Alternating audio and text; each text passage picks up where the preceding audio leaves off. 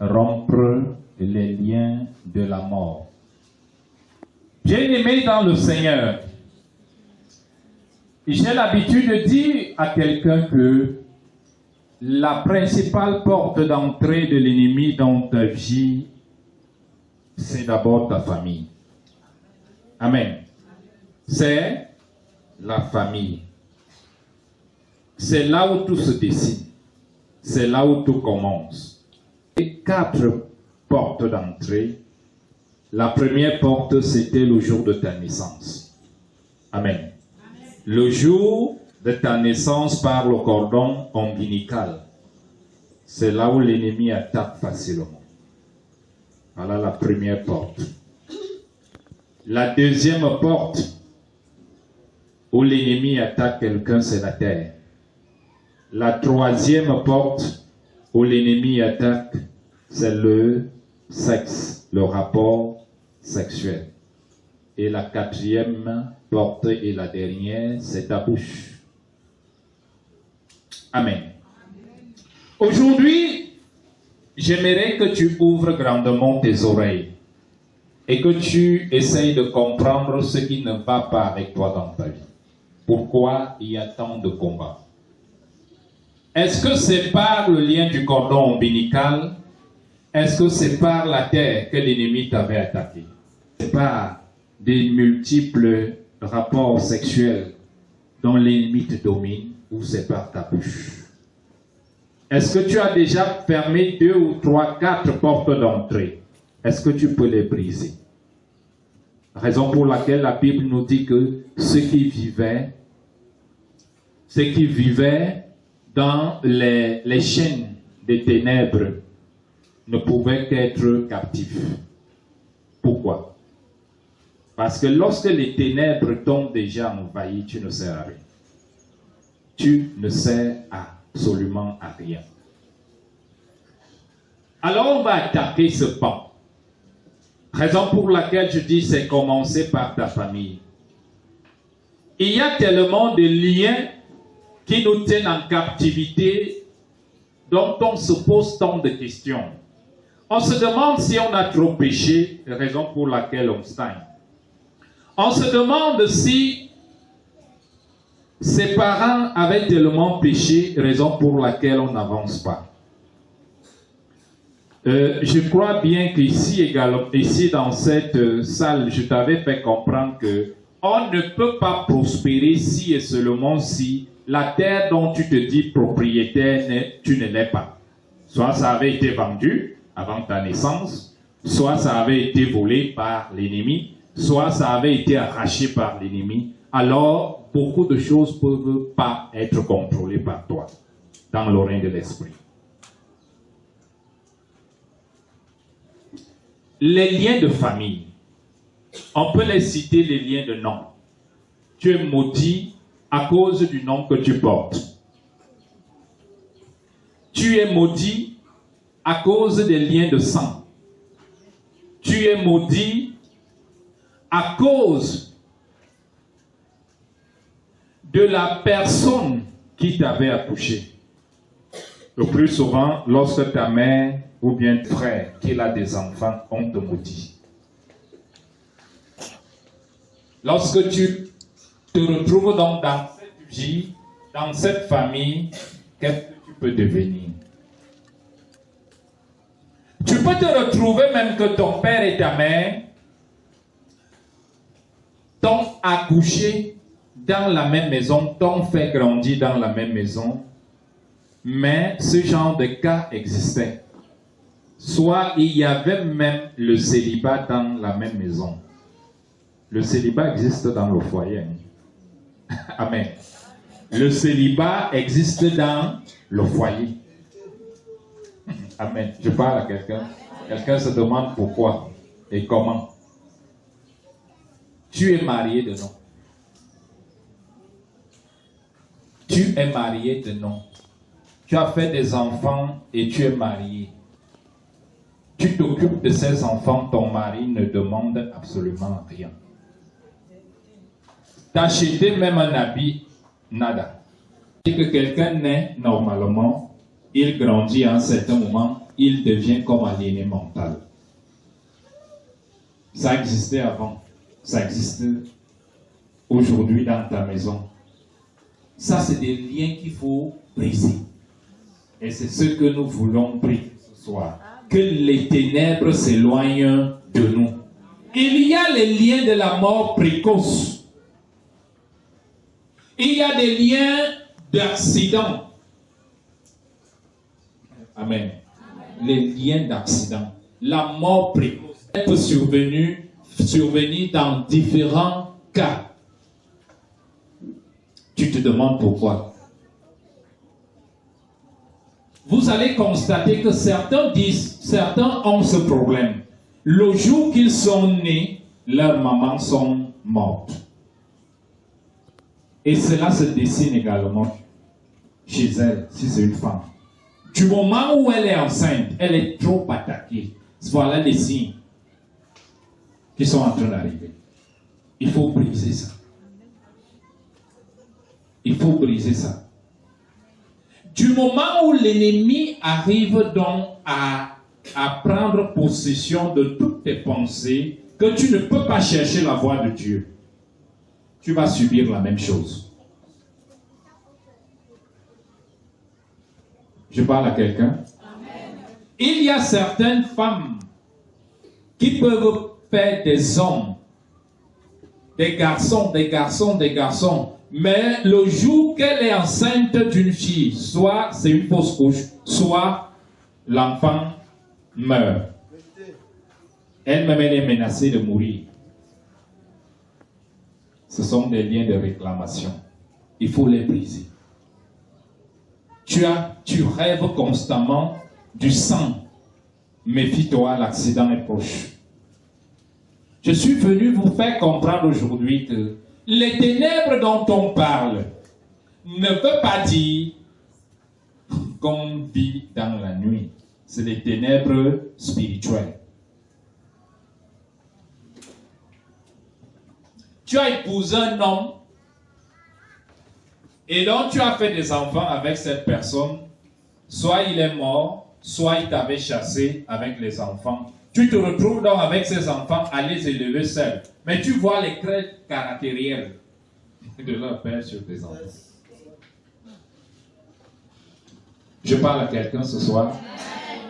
Cet esprit qui est dans la vie de leur père vient les influencer. Il faut chasser, il faut briser. L'enfant avec quelqu'un qui est dans la secte, qui est entré dans la secte après l'accouchement de cet enfant. Cet enfant-là, tu entends seulement que son père est ceci, son père est cela. Il va réclamer son enfant dans le règne de l'esprit et il va l'avoir. Si on lui demande un sacrifice. Et le plus souvent, le premier-né. Amen. Le premier-né est le plus grand sacrifice. Amen. Gardez vos enfants. Couvrez-les chaque jour dans le sang de Jésus. Surtout les enfants premiers-nés. Observez bien dans des familles. Ils ont un problème sérieux. C'est pas de leur faute s'ils sont ce qu'ils sont aujourd'hui. C'est pas de leur faute. Je suis venu te révéler aujourd'hui pourquoi certaines choses sont dans ta famille. Pourquoi tu es comme tu es toi-même. Si tu es l'aîné, c'est pas parce que tu es mauvais, c'est pas parce que tu as trop péché, c'est parce qu'il y a des charges négatives dont l'ennemi a mis en toi et qu'il faut se décharger rien que par la prière et des prières intenses. D'intenses prières. Ma Bible me dit, lorsque les apôtres sont revenus d'une mission, ils ont posé la question, ils ont dit à Jésus-Christ, les esprits nous ont été rebelles. Ils ne se sont pas soumis. Jésus-Christ va leur dire, certains esprits ne peuvent aller que par des jeûnes et des prières. Par des jeûnes. Si tu es l'aîné d'une famille et tu ressens ce que je te dis ici, prie beaucoup. Si tu as des enfants encore en bas âge, et que tu observes certains traits, certains signes sur ton premier fils, le plus souvent c'est des fils. Le plus souvent c'est des fils et non des filles. Il faut beaucoup prier pour vos filles. Il faut que nous sortions. Le ministère de la grâce et de la grandeur doit sortir de ces liens-là. Chaque chrétien du ministère de la grâce et de la grandeur doit prendre tôt et de briser fermement chaque jour les liens du sépulcre, les liens de la mort. La mort n'est pas seulement physique, elle est également spirituelle. Que tu te retrouves dans un manquement, la mort financière existe. La mort financière existe. Le plus souvent, lorsqu'on parle des liens de la mort, quelqu'un pense seulement à s'endormir pour de bon. Mais toi-même là, tu sais. Et ces hommes, ces garçons, on les attaque. Si on ne réussit pas sa pensée, on s'attaque à lui par l'organe de procréation. Ils sont impuissants. Ils constamment. Amen. Je suis venu te dire de regarder ton fils premier-né, de regarder tes enfants à la maison et de briser des liens d'eux. Vous les femmes là, le plus souvent, qu'est-ce qui vous arrive? Vous constatez que vous êtes tellement, vous travaillez plus que vos frères. Amen. Amen. Amen. Mais si vous ne priez pas pour vos fils, ils vont ressembler à leurs oncles. Je parle à quelqu'un ce soir. Amen. Chacun lance un regard très curieux dans sa famille. Vous allez constater ce que je suis en train de vous dire. Quelqu'un ne fait pas ça de lui-même. J'ai l'habitude de dire à quelqu'un qu'on ne jette pas les pieds sur un arbre qui ne porte pas de fruits. Généralement, dans nos familles, chez les petits, on a l'habitude de dire que la femme va en mariage et le fils reste. Et alors, il faut donc s'attaquer au fils. Qu'il n'y ait rien là. Amen. Prions beaucoup pour briser les liens des maladies, les liens de la mort. Vous allez constater que dans une famille, il y a ce qu'on appelle le poison de nuit. La mère ou bien le père va mourir du poison de nuit. Les enfants vont commencer aussi à mourir. Si vous n'êtes pas attentif et qu'il n'y ait pas de prière pour que Dieu se révèle, vous allez tous mourir. Est-ce que vous avez constaté à un seul moment que dans une famille, il y a le sida qui existe? Amen. Amen. Quelqu'un est malade du sida. Une femme légalement mariée qui n'a jamais trompé son mari a du sida, mais son mari n'a pas. Ça se manifeste par des nourritures de nuit. Et il y a l'infection pulmonaire que vous subissez tant. Il y a des couches de nuit qui amènent ces maladies. Les maladies opportunistes dans vos vies. Ces maladies, on doit les attaquer. On doit les attaquer. Vous allez constater que quelqu'un est malade, il va à l'hôpital. Lorsqu'il va arriver à l'hôpital, on ne trouve pas la maladie, mais la personne souffre énormément. Tu vas te retrouver donc après les prières, c'est là où, après consultation, on va déterminer le nom de la maladie. Mon frère, ma soeur, rentre prier. Ce n'est pas une maladie normale. D'ailleurs, j'ai l'habitude de dire à quelqu'un que Dieu n'a jamais créé son enfant malade. Non et non. Dieu ne peut pas créer son enfant malade. Et chaque maladie a un esprit qu'il faut attaquer. Du moment où on attaque cet esprit par des prières, automatiquement cette maladie s'affaiblit. Elle s'affaiblit, elle n'a plus de force. Même le paraphe va te guérir. Et il y a d'autres cas où tu te retrouves à se faire injecter, à prendre des médicaments chaque mois pour une maladie et dont elle ne guérit pas. Toi tu perds, mais celui Qui t'a injecté cette maladie? Ou bien celle-là?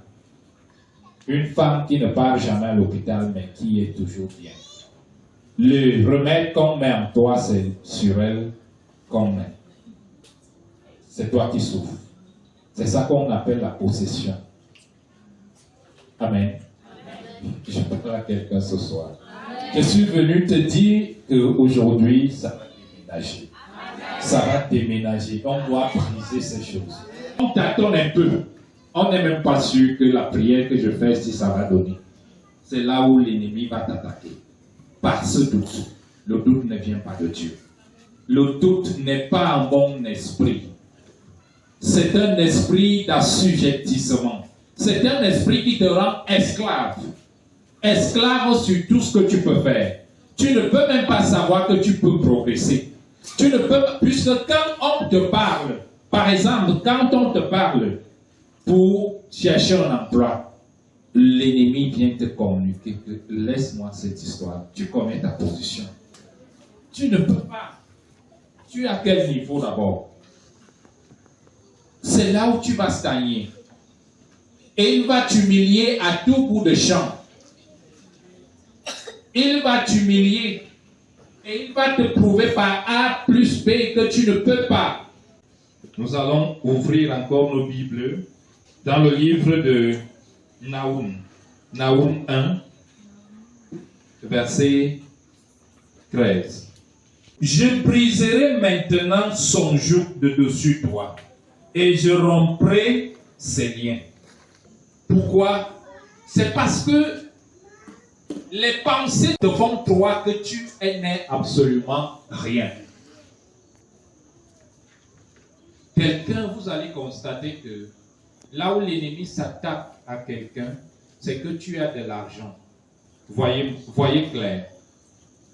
Et il ne s'agit pas seulement d'être fonctionnaire, puisqu'il y a des fonctionnaires qui partent même en retraite sans bâtir, sans construire même une maison en calabote, au village, pas en ville. Amen. De la même façon que il y a des planteurs, comme l'année qui est en train de s'écouler là. Ils ont bradé de l'argent. Beaucoup ont construit, mais d'autres n'ont même pas acheté une tôle. Amen. D'autres n'ont pas pu acheter une feuille de tôle. Pourquoi? Parce qu'ils sont en captivité. Le joug de l'ennemi pèse sur lui. Si c'est pour t'envoyer faire seulement vers les femmes, dès que tu as seulement ton salaire en main, ce n'est que des femmes que tu vois. C'est en ce moment-là que tu deviens lucide. Dès que tu as ton argent, que tu finis de vendre ton cacao, c'est le nombre de femmes qui est en train d'augmenter.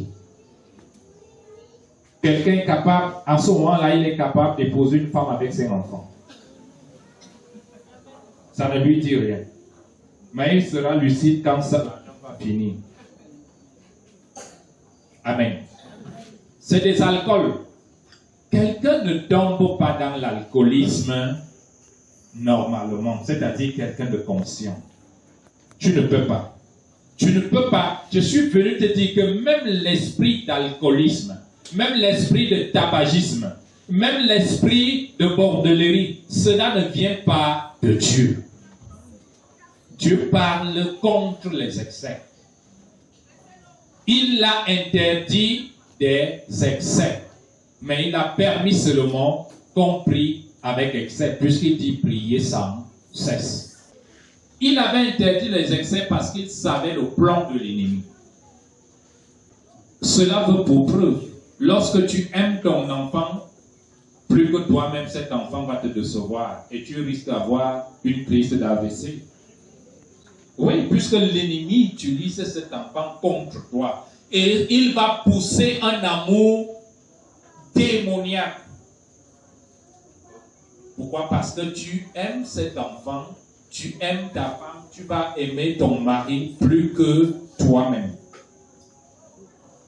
Tu vas aimer la boisson, tu vas aimer la cigarette, tu vas aimer les femmes plus que toi-même.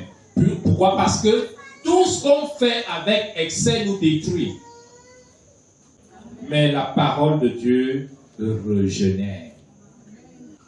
Le jeûne de prière est plus efficace que le traitement médical.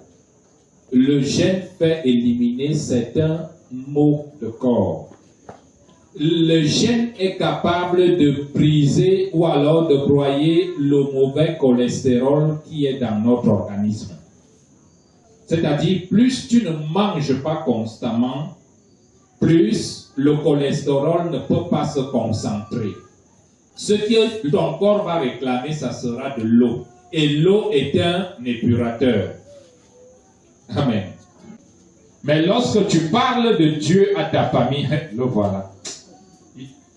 En tout cas, on va encore faire comment? C'est notre croix. Puisque dès qu'on te voit, on sait déjà que, après 2 mots, donnez vos vies à Jésus.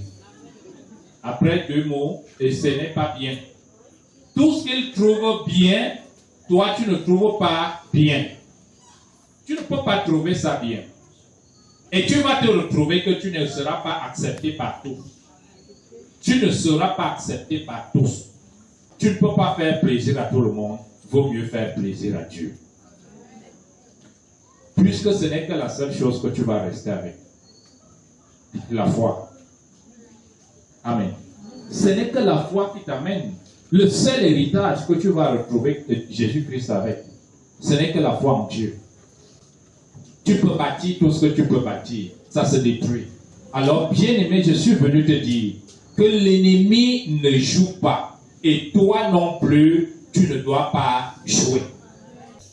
Et il y a toujours celui-là que Dieu pointe le doigt dans la famille.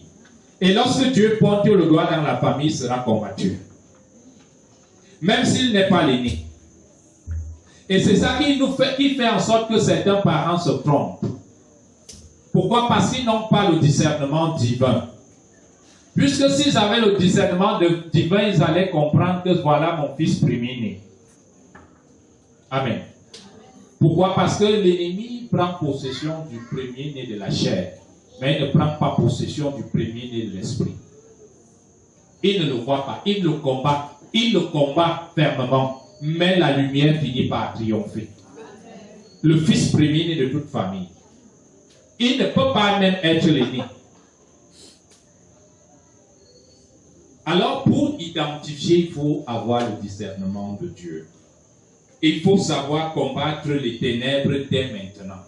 Si tu combats les ténèbres dès maintenant, même si tes enfants ont déjà 30 ans, 40 ans, tu vas identifier ton premier-né. Amen. Je parle à quelqu'un ce soir.